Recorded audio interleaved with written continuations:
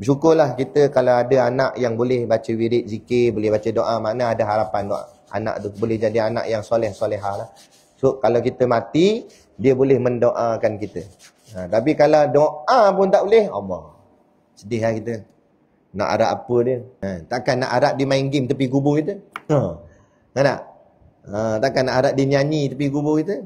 Yang orang nak suruh doa, suruh baca ayat Quran ke apa ke, kan? Sebab apa? Itulah harapan orang yang dah meninggal dunia. Kata Tok Guru, orang mati ni macam orang lemah kat tengah laut, kata Tok Guru.